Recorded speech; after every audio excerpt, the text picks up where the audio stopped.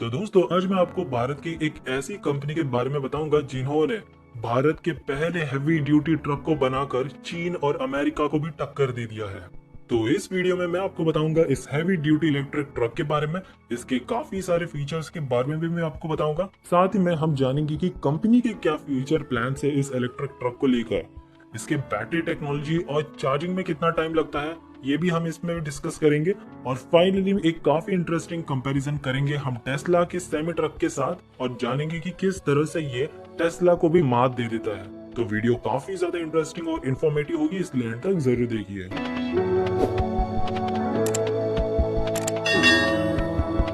भारत का पहला heavy duty electric truck बनाया है भारत के एक स्टार्टअप जिसका नाम है इंफ्रा प्राइम लॉजिस्टिक टेक्नोलॉजी।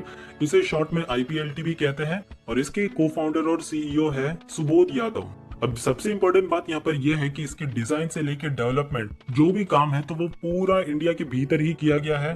तो एक तौर से हम कह सकते हैं this is truly made in India truck. यहाँ पर सिद्धार्थ दास जो कि चीफ प्रोडक्ट ऑफिसर है, तो उन्होंने कहा कि हमारे इस इलेक्ट्रिक ट्रक में 4 कंप्यूटर सिस्टम्स है जिसमें motor control, transmission, battery management और बैटरी चार्जिंग सिस्टम शामिल है।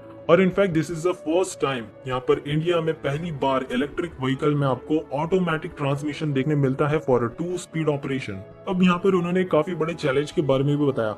उन्होंने बताया कि जब ये डिजाइनिंग कर रहे थे इसके ट्रांसमिशन का, तब उन्हें एक सिमुलेशन टूल चाहिए था जिसके लिए वो गए कैनेडियन कंपनी के लिए, बट उनके पास 60 टन के ट्रक के लिए कोई ट्रांसमिशन, कोई सिमुलेशन टूल अवेलेबल ही नहीं था। और इस चैलेंज को ओवरकम करते हुए उन्होंने अपना ही एक ओन सिमुलेशन टूल डिजाइन किया right from scratch. So again अपने आप में ये काफी बड़ी अचीवमेंट है।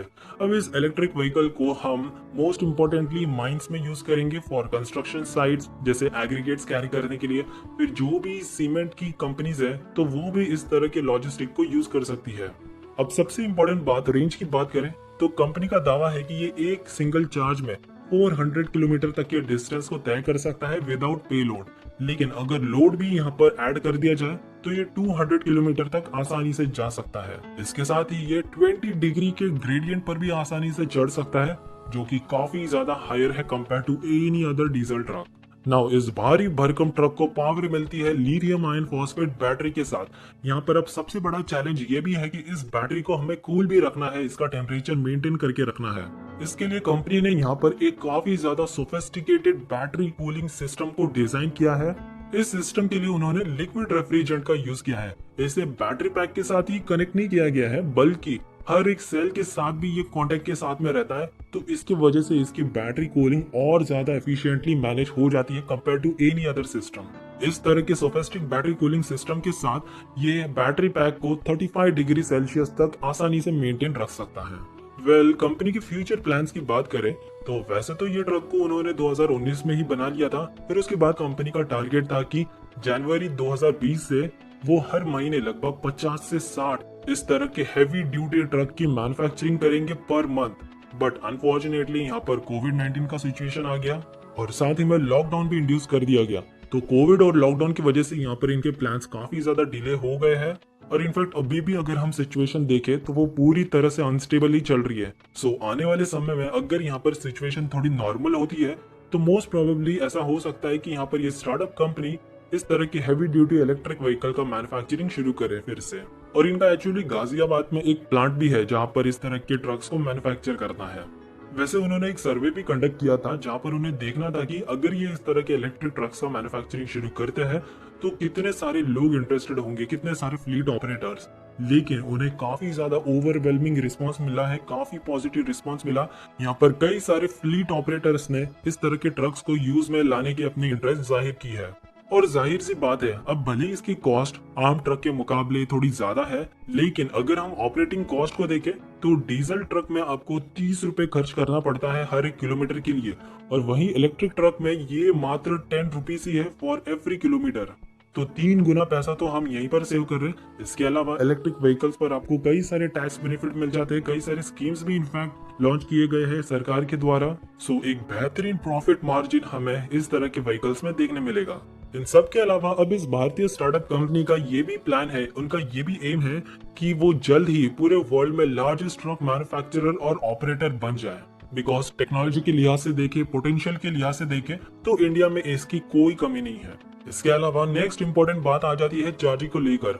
अब यहाँ पर कंपनी का ये दावा है कि ये जो 160 किलो वॉट आवर्स का यहाँ पर बैटरी पैक लगाया है, इन्होंने इंस्टॉल किया है, तो 0 to 100% ये मात्र 90 मिनट्स में ही चार्ज हो जाता है। नाउ अभी हम एक शॉर्ट और इंटरेस्टिंग कंपैरिजन करेंगे बिटवीन टेस्ला सेमी ट्रक और इंडियन स्टार्टअप द्वारा बनाए गए इस इलेक्ट्रिक हैवी ड्यूटी ट्रक के साथ। अब सबसे पहले कैपेसिटी की बात करें तो टेस्ला सेमी ट्रक की कैपेसिटी है 35 टन की, और वहीं हमारे भारतीय इलेक्ट्रिक ट्रक की कैपेसिटी है 60 टन की, एंड दैट आल्सो विद 2-स्पीड ऑटोमेटिक ट्रांसमिशन। सेकेंडली, टेस्ला के सीईओ इलॉन मस्क का हमेशा से फोकस रहा है ऑन स्पीड, और इसी पर फोकस करते हुए उन्होंने सेमी ट्रक को डिजाइन किया है जो कि 0 to 100 किलोमीटर पर आवर मात्र 10 सेकेंड में ही अचीव कर सकता है। और वही इंडियन स्टार्टअप की बात करें तो यहाँ पर कंपनी का कोई भी इंटरेस्ट नहीं है इस तरह की चीजों को लेकर। कंपनी का यहाँ पर मेन इंटेंशन यही है, हम ज्यादा से ज्यादा लोड को काफी एफिशिएंटली लेस कॉस्ट के साथ एक जगह से दूसरी जगह तक पहुंचा पाए वेरी क्विकली, और ये काफी ज्यादा प्रैक्टिकल भी है। फाइनली सबसे इम्पोर्टेंट चीज आ जाती है कॉस्ट। अब टेस्ला सेमी ट्रक की कॉस्ट को अगर हम देखें तो ये है 2 करोड़ रुपीस का, लेकिन इतने कॉस्ट में तो हम IPLT द्वारा मैन्युफैक्चर किए गए 3 से 4 ट्रक्स को परचेज कर सकते हैं। इसके अलावा हम हमेशा से प्रयत्न करते आ रहे हैं कि जो भी हमारी लॉजिस्टिक कॉस्ट है तो वो जल्द से जल्द रिड्यूस हो, ताकि हम चाइना को टक्कर दे सके लॉजिस्टिक के कॉस्ट में।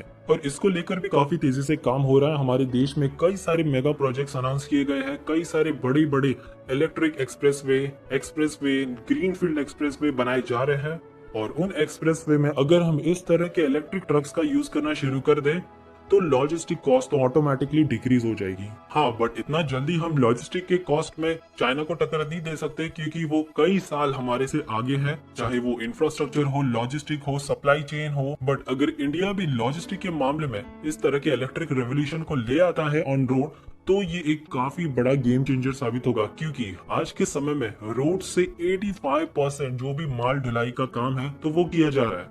वैसे तो हमारी सबसे पहली प्रेफरेंस होनी चाहिए वाटरवेज, फिर railways, roadways and then airways, लेकिन यहाँ पर रोडवेज को काफी ज्यादा प्रायोरिटी मिल चुकी है। बट इसे भी काउंटर करने के लिए हमारे देश में कई तरह के डेडिकेटेड फ्रेट कॉरिडोर्स बनाए जा रहे हैं, लेकिन वो बात भी सही है कि इन सभी कॉरिडोर्स के ऑपरेशनल होने में काफी लंबा समय लगने वाला है, और तब तक हमें एक काफी बेहतरीन सब्स्टिट्यूट चाहिए इसका, ताकि लॉजिस्टिक कॉस्ट को घटाई जा सके। सो होपफुली वी एक्सपेक्ट कि सरकार इस तरह की कंपनीज को सपोर्ट करे, जो न केवल ही लॉजिस्टिक कॉस्ट को घटाने में एक काफी बड़ा रेवोल्यूशन ला सकती है, बल्कि हमारी ऑटोमोबाइल इंडस्ट्री इससे काफी स्ट्रांग होगी, और साथ ही में साउथ ईस्ट एशिया और अफ्रीका के भी देश में हम इस तरह के इलेक्ट्रिक ट्रक्स को भी एक्सपोर्ट कर सकते हैं।